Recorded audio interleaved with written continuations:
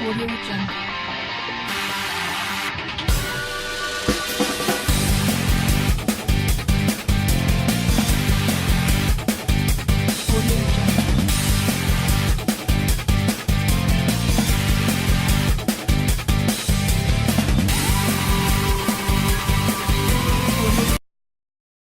She curls the ball back. Here's Phillips, finds a bit of space for the first goal of the afternoon. She curls it home. Luxa Fortune bombing it long. How will it bounce? It's going to go goal! Back to Anderson. Looks for a target inside 50. Phillips flew high! Killian tackled by Ashmore. Phillips, can she get some space? She can! And she goes! Wallace, she kicks it high. Oh, Phillips! She can launch it right towards the top of the square and over the back. Erin Phillips has played the mark, wasn't paid, but she snaps the goal anyway. In the game. Oh, here's Phillips. Oh, she's coating it by Williams. Starting to take this game right on. She steps around and she slots it through. Bit of a wobbling kick. Redan was there. Tackle comes down from Phillips. And that's a very strong mark, taken, of course, by Erin Phillips. For the Adelaide City Council, gets up at 4:30 every morning to start work at 6.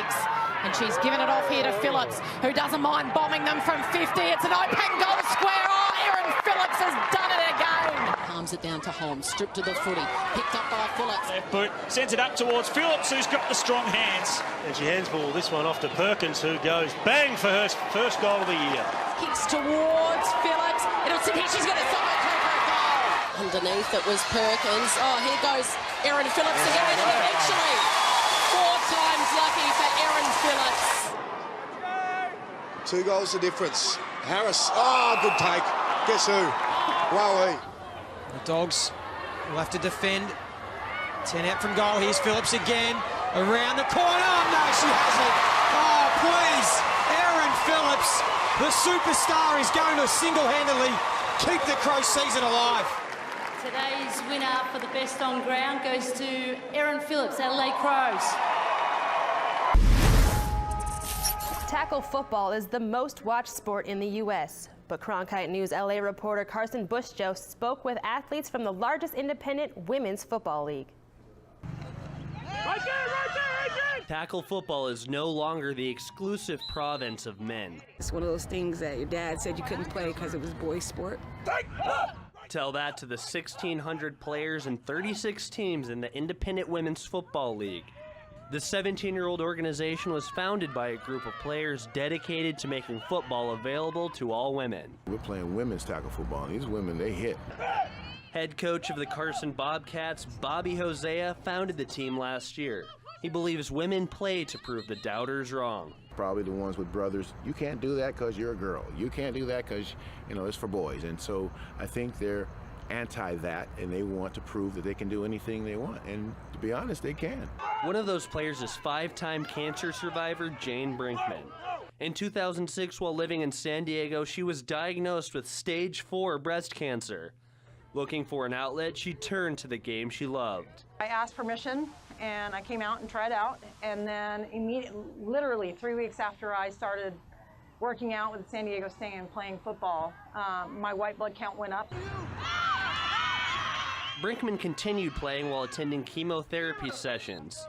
She's been competing ever since. It was an outreach for me that I needed, and I'm here today because of it. The league has also given Brinkman's teammate Drea Hollingsworth an opportunity to play. She was born deaf, but the Bobcats have welcomed her as a part of the family. I feel like I'm part of the team, and it's really amazing feeling. This is my home, being part of the Bobcats. There is also a home for women's football players in Phoenix. The Phantoms play their games at Moon Valley High School, but no one is getting rich off the sport unlike the NFL. We want to be on the same level as the WNBA. We want to be with the guys. We want to be out there and recognized.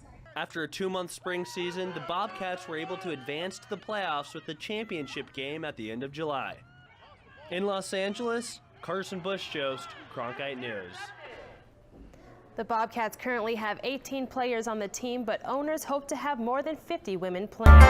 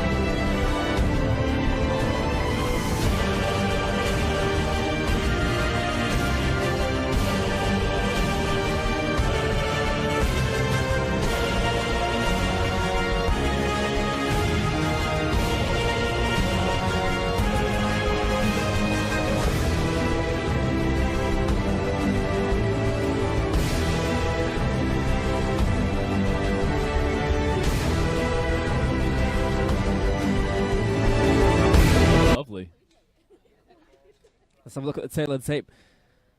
Hong Tong Leung Prasert in the red corner, 20 years age, 168 centimeters tall. A little height advantage for her. Both weighed in at 55 kgs. Experience-wise, goes to the tie, 80 fights. I was just about to say, 2 champions going at it here. We have the Muay Siam Southern champion, Hong Tong Leung Prasert, holding that prestigious belt. And Katya, as Adam said, the Bangla Boxing Stadium champion down in Phuket, where she trains. She's letting her clinch her up. Doesn't seem to be worried about it. But this is an exhausting way to fight. Constantly clinching and fighting for control. There's a nice kick to the body there. Yeah, she walked into that one. And that's the risk that you're taking if you're walking and being obvious with how you want to clinch. And round 2 here at the Female Fight League. For the very first Female Fight League, second bout of the evening in the third and final round. Yeah, we're going to see who wants it more right now in the next few minutes. Well, we thought Katya might. And the winner is red!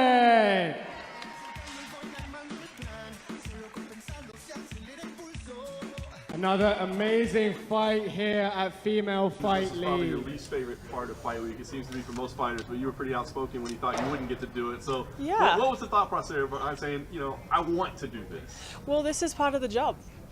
And I think a lot of people and a lot of fighters need practice in front of the camera and speaking to journalists. So when they do get in the position of having to go to a press conference and they get asked the hard questions, they know how to deal with it. I think it's a super important part that I think management, fighters, and the UFC should be like actively giving them the reps that they need. So there wasn't any party that was like, sweet, one less thing I don't have to do. This is my job. If this is a part of my job, and the media is a part of MMA, so why not? It has been a crazy week, no question about it. How would you describe your experience so far?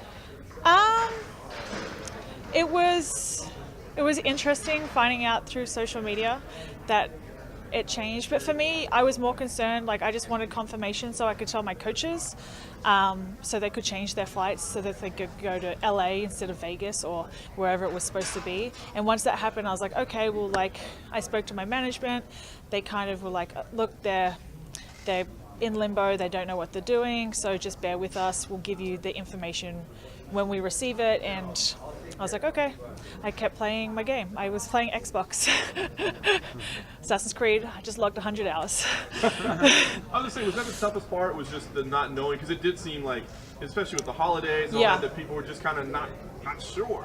Yeah, well, I didn't find out I was actually flying to Vegas first until like Monday afternoon.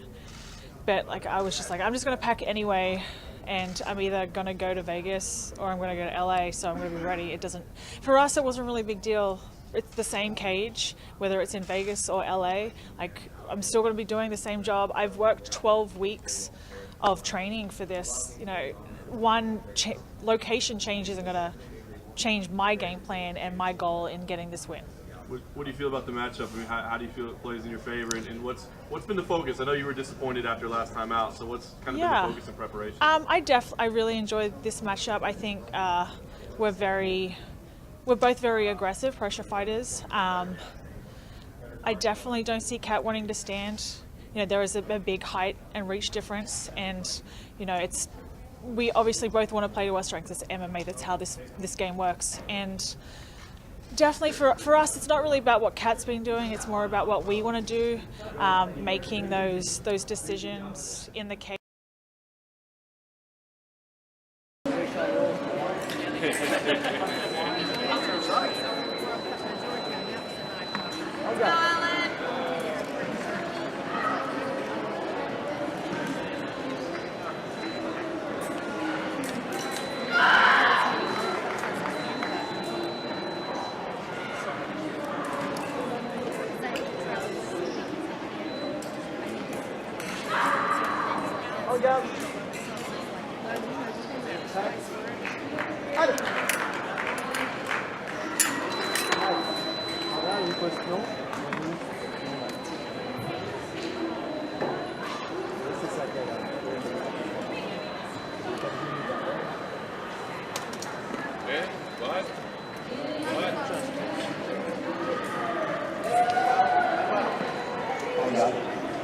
Yes.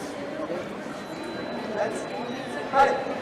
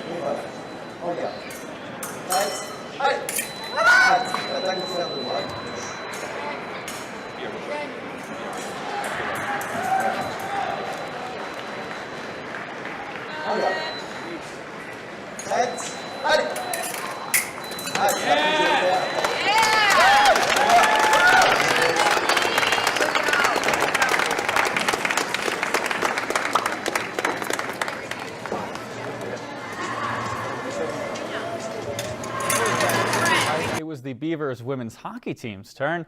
Just the second time women's hockey was featured on the outdoor stage, with Bemidji State looking to match St. Cloud State, who won last year at home. A disappointing result for the Beavs, but they still had a great time enjoying the event. You know, we wanted to embrace the uniqueness of it, and they certainly did. I mean, you could tell with the sunglasses and the eye black, and it was just again, something that they're always going to remember the rest of their life. It was awesome. Obviously, great atmosphere. We had a lot of people come out. It was really fun to play in front of a crowd here, especially in Bemidji, Minnesota. Most of our team has grown up watching and been a really big part of like our hockey careers, I guess. Just being able to see all the different teams play outdoors and finally getting our opportunity to do that was very, very cool. If you enjoyed this segment of Lakeland News, please consider making a tax-deductible contribution to Lakeland PBS.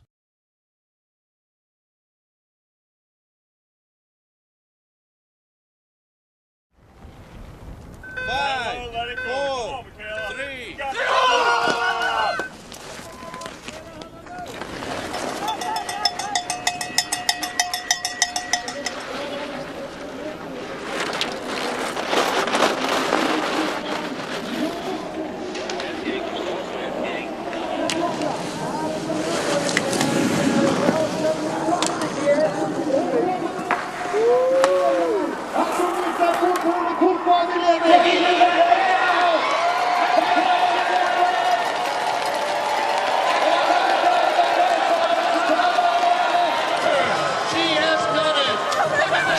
Here's the one we're focusing on. For her, especially on her home track. Just a freshman is Lauren Gregory, and she's out there by herself in second place. But she has closed a little bit of the gap between herself and Jessica Hull. 400 meters coming up, and it's all Jessica Hull. And she still continues to just click along, and she has not let up whatsoever. She really went out, aggressive behind those rabbits and is keeping this pace honest. She is showing no signs of letting up back there, and she is an athlete who really likes to go out, goes to the front. She's not necessarily as much of a sit and kick kind of a runner. And you can tell that, that grit that she built from cross-country season in which she was bronze in the cross-country championships in the fall, certainly paying off, but building that range that she has. With 200 meters remaining, it still remains Jessica Hull, the senior from Oregon, over Lauren Gregory, the Arkansas freshman. Not much has changed in the last 400 meters, but Gregory is trying to make some kind of a move. She is closing a little bit of the gap, but I just think that there's way too much distance to make up to a veteran like Jessica Hull. Gregory certainly did find another gear as they go to that turn right there. It's going to be interesting coming off the straightaway. Hull's personal best coming in is 4:31. Well, she's going to be right at that. 4:31 flat. Welcome to another GTN Ask. Now this one is a little bit different as it's female focused. Recently we've had a lot of women specific triathlon related questions, so still all to do with swim, bike and run. Now I've done my best to whittle it down because we have had some great responses, and I've chosen probably the most popular topics, including sports bras, tri and wetsuits, women specific bikes, what to do with your hair, and even touching on periods. Underwear in cycling is a common topic, and the general consensus being none is best. And that's because the chamois pad you have in cycling shorts is designed to be worn directly against the skin. Well, what about running, or more importantly, cycling and then running, or running in a tri-suit? Well, actually, for the bottom half, the rules are the same. The chamois pad is still designed to be worn directly against your skin, just like if you're cycling or if you're wearing a swimsuit. But when it comes to the top half, well, that's a different matter. Yes, some tri-suits like this one actually come with a built-in support that you can see here, but it obviously doesn't offer as much support as a sports bra. Some athletes do opt to use purely that. Again, this is a very personal topic, so it depends how much support you want. I personally do wear a sports bra underneath, and one of the advantages of that, you can actually get changed after the cycle and the run without necessarily having to go into the changing tent, and it's a very quick way to do it, and also you make sure that you're really nice and supported. Talking of sports bras, choosing the right sports bra for training and racing can be quite difficult, but it's really important that you get it right. You are going to be looking for slightly different properties in a racing sports bra, potentially to your training one, because if you think for training, it's purely about comfort and support when it comes to running. And if you've got a sports bra that isn't particularly comfortable, well, that's definitely not going to help motivate you to go out on your running training sessions. But it's really important that you do get that right level of support so that you're protecting your breast tissue. As for a sports bra for racing, you might well want to find something that's a little less water absorbent, or maybe even repels the water slightly, and at least will dry quite quickly, because whilst you're out on the bike and running, you don't want to be getting cold from wearing a wet, soggy sports bra.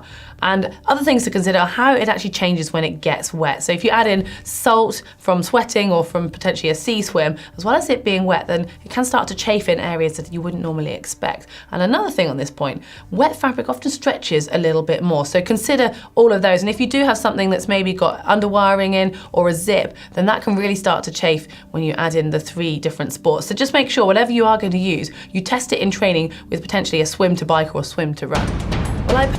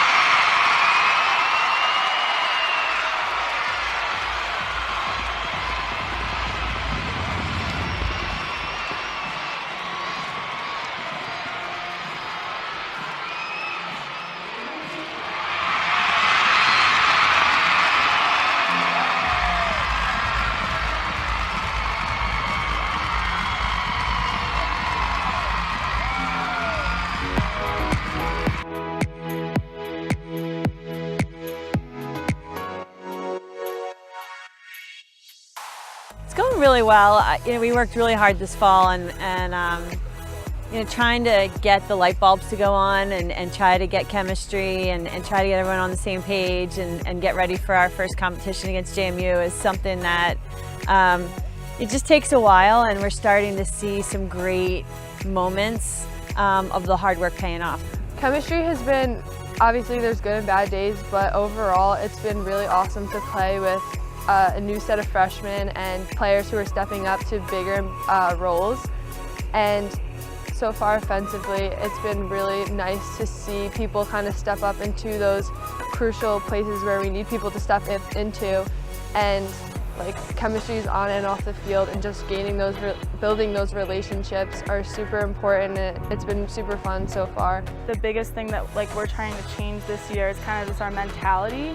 I think that last year at certain times we kind of lost focus and kind of just were like, oh, we're gonna win this game easy. This year it's completely different. We're going out hard no matter what, and it doesn't matter who our opponent is or if it's just practice, but we just want to go as hard as we can and leave everything on the field, and I think that that's the biggest change from this year to last year. So I think the goal that we're all striving for this season is to win a national championship, but before we can do that, there's other goals that we have to achieve first, such as winning our first game and then winning the next game after that, and after that just taking a game at a time and not looking too far ahead in the future, and also just working really hard. Like we have been in practices, everyone's working really hard and putting in 100% every day. I think that's really important for us this year, and that's kind of like a motto, just to play hard and do whatever you can to make yourself better and others around you better.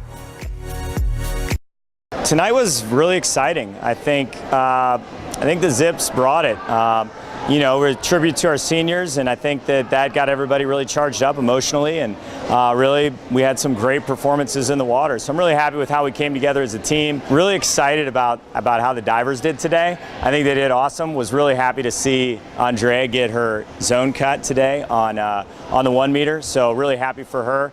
Saw some season bests over there as well and some lifetime bests. So I think our cheering was really, really good this weekend. There's just a lot of energy. It was a lot of fun to be a part of the dual meet today. You mentioned the seniors, and I know we've talked a couple times about what it was going to be like to honor them. How did you think the ceremony went? What was it like to sort of be able to give them that before the meet? It was great ceremony before the meet, just recognizing and talking about their accomplishments, and hearing some of their favorite memories and things that they're going to remember that a lot of times it doesn't have anything to do with the scores or the times. It has more to do with the time that we've spent together and some of the funny things that happen along the way. So they're a special group, and I think they've been great leaders this year, and it's really been fun to be a part of their journey the last 3.5 years. Now that you're sort of wrapped up with the, regular season portion of your schedule, and you look ahead to the back, what are some of your overall takeaways from just how the season has gone to this point? I think we're in a good spot. I think we still have some work to do to be prepared for the championships. I'd say early in the season, if you look at the team as being a block of clay, so to speak, we were using some big tools and kind of hacking away some bigger chunks of things, and now we're starting to see a really nice sculpture come together. Now it's just really fine-tuning that, using some of the sharper tools, some of the smaller ones, some of the brushes, just kind of put the finishing touches on things.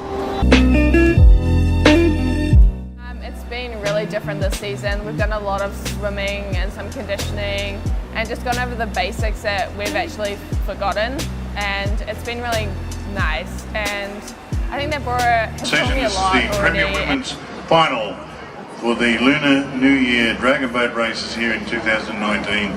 Premier Women's Final. The Lunar Festival. And away they go. It's Sloths in 1, PDs, Pacific Dragons in 2, Hacker in 3, Different Strokes in 4, Sea Whale in 5, Sydney Zodiacs in 6. Now the crews to look for will be Different Strokes and Hacker in lanes 3 and 4. Different Strokes very strong in this particular category of the Premier Women's.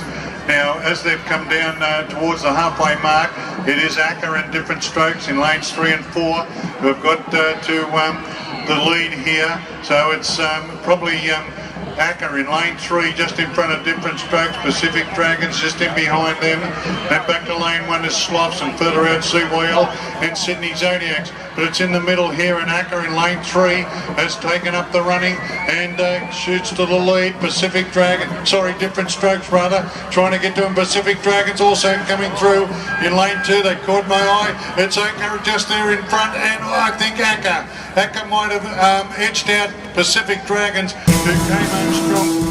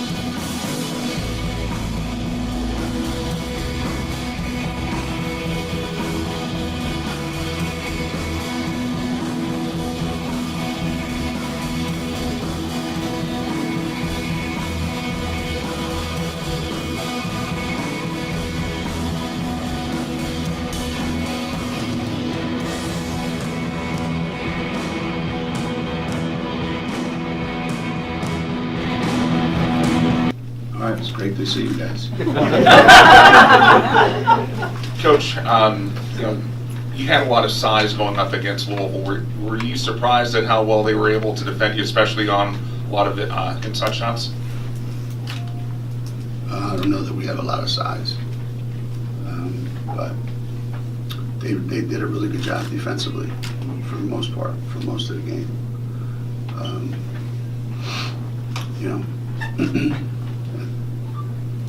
There was a stretch in the third quarter where I thought, thank you. There was like a 5-minute stretch in the third quarter where I thought it got away from us, where we just, I think, lost our composure a little bit, and the offense kind of fell apart. And we made a lot of mistakes tonight defensively, and they took advantage of every one of them.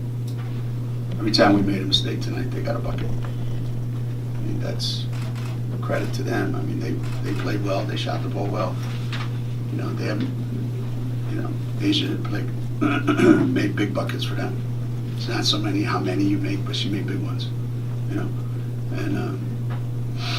they had a lot of kids step up and make shots that don't normally make those shots. And that's what you need in big games like this, for people to play above, where they normally play. And they had a couple kids do that. Dana Evans in particular may have been one of those kids you were talking about. What was she doing tonight that was so hard for you guys to stop? What happens when you have a kid like Asia Durr, if you're not careful, you spend a lot of time trying to figure out how to keep her from getting shots that a lot of other people end up wide open. And it's unfortunate, but it happens. And that's always a dilemma for every coach that's coaching against a team that has somebody like that. Do you spend all your energy trying to guard one player and leave everybody else and hope that they play their normal game? Or do you just let their best player get 35 or 40 and don't guard anybody? I mean, make sure the other guys don't. All right, you know how this. You got feel free to start with questions. Coach, whenever Gino was going through his press conference, he said that if you don't schedule UConn in the future, that you'd be a big baby. What are your thoughts on this? No, you know what? I've actually been talking. I talked with Neil, which I don't know if he's in here or not, but I know he was. I think he came down, one of their associate ADs. He's who I do the scheduling with. Gino has no idea who they schedule. I've got to call the associate AD because I can't call him. But no, I mean, we are definitely trying to continue to keep this going. The problem that we have is because we're going to 18 league games, I'm not going to play this game in January, February because I only get one bye week. And I even called the ACC office to make sure I was correct on that. And I'm not going to give up the only bye week I get to play a non-conference game. Because now I'm losing a week of being able to, if I've got some nicks and some bruises, to be able to rest some kids. And that's not fair to them. Now, when we have 2 bye weeks like we do now, I've got no problem playing the game in here. So we're trying to work on hopefully continuing the series, possibly move it to a December or November game. But we'll just have to wait and see if we can get that worked out. How key was Dana Evans tonight? What do you think fed into her great performance? You know what? I really thought, and I'm looking forward to watching the game, I thought Dana got the ball out of her hands better than she has all year. I've talked to her, the ball can't stick in your hands, it can't stick. And, she gets a little frustrated with me because she comes from from 4 years in high school where Dana was the player. She had to score 30-plus points a night for her high school team to win. Well, now I don't need her to score 30-plus points. I need to be able to get our offense moving, get things going, and then when she gets that ball reversed or she gets a gap to go. And tonight I thought she took some really good shots, and the ball got reversed to her. Her teammates got her open when she was away from the ball, and I'm hoping she might believe me now. But we'll have to wait and see how that goes tomorrow. How much relief did you feel as the clock wound down and you guys, held a 10, 9-point lead late? And is this a game that you think you can appreciate now, or is it maybe something that you have to wait until after the season ends? No, you know what? I appreciate every game as we go. I've always said it, and everybody, they get tired of hearing the coach speak, but it's one game at a time. The day began with Twitter chatter that Maya Moore had made a decision, and by early afternoon, Maya Moore ended the speculation and made it official. She will not be playing in the WNBA this season. Maya made that announcement in a personal essay posted online in the Players Tribune. In that essay, she explained that her focus this year will not be on the court. Instead, it will be on her family and her faith and more work in the ministry. This is not shocking, I wouldn't say. Perk's going to join us to talk about this. Thanks. Just in case you need it. I know it's been a rough day for you, Jan. It's been a rough day for all of us Lynx fans, right? I mean, this was we saw it coming, but to get that confirmation, I think today was jarring. Yeah, absolutely.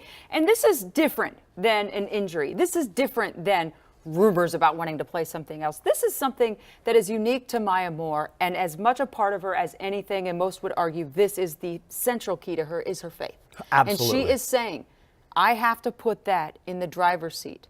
I've never seen anything like it in professional athletics. It's pretty outstanding. And knowing Maya in just the small scope that I do, I think that she will be an absolute champion in this as well. She is golden in everything she touches. She won 90 straight games in college with UConn. She was the high school player of the year in the prep scene.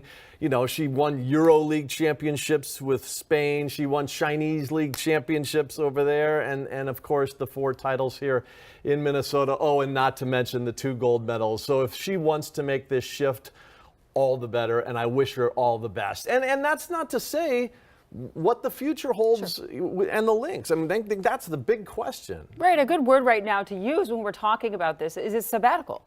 Maya Moore didn't say, I'm retiring.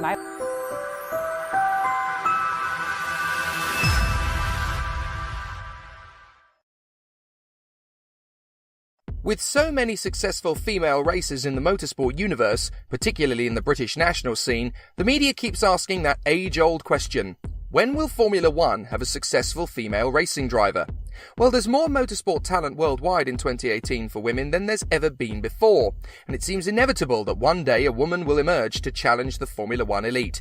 So here's my list of the top 10 racing drivers on the planet currently most likely to be the next woman in Formula One. First, a nod to those who have come particularly close in recent years. There's Alice Powell, who won in Formula Renault and Formula 3 in Great Britain and made it as far as GP3 before the money ran dry. But in terms of talent, she's probably the best woman Britain has found for a long time. Dutch racer Beitske Visser became a Red Bull Junior and raced in Formula Renault 3.5, but after 2 frustrating seasons of brilliant speed but difficult results, she then joined BMW's academy. So we're now more likely to see her at Le Mans or in Formula E or DTM, but all of those are good possibilities. The first woman to compete at a Grand Prix weekend since 1992 was Susie Wolff, when she drove the Williams in Friday practice on several occasions. But when no race seat materialised, she elected to retire at the Race of Champions in London and now runs the Dare to be Different scheme and presents F1 on Channel 4. Switzerland nearly gave Formula One the talents of Simona de Silvestro, who became Sauber's test driver and raced in Formula E and IndyCar, grabbing a podium in the latter. Then an opportunity came up to race in supercars in Australia, and her career is blossoming down under. F1's loss is supercars' gain. Finally, there were a couple of opportunities for Indy racing sensation Danica Patrick to jump ship and race in F1. Offers at both Honda and the short-lived US F1 team were turned down, and she joined NASCAR, having been the first woman to lead both the Indy and Daytona 500. She recently retired, but she's set the benchmark for the next generation.